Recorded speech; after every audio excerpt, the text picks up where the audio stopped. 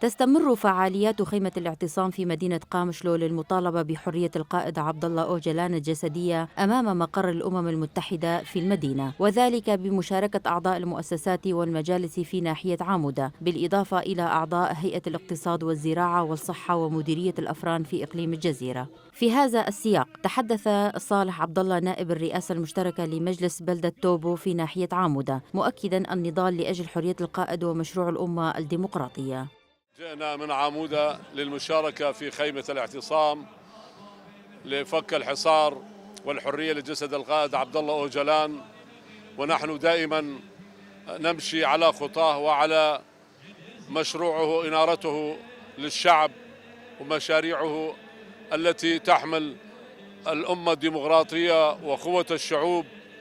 ونحن دائما نبقى ونعتصم كل يوم، وهو دائما لا يغيب عن أذهاننا، ونحن نمشي على خطاه ومشروعه الأمة الديمقراطية وأفكاره النيرة التي تحقق أمن وأمان لجميع الشعوب في شمال وشرق سوريا.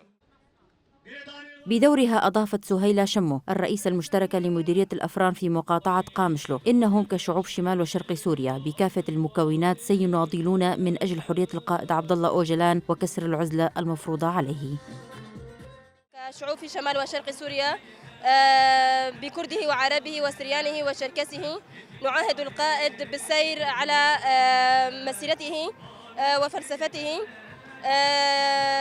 لقد قامت الدولة التركية منذ 25 عاما بسجن القائد عبد الله أوجلان لكسر إرادة الشعوب في الشرق الأوسط وليس في كردستان فقط، ولكن في ثورة شمال وشرق سوريا أثبتت المكونات جميع مكونات شمال وشرق سوريا أن الشعب سيقف بصف واحد للوقوف في وجه المؤامرات الدولية التي طالت الشخصية الأممية القائد عبد الله أوجلان.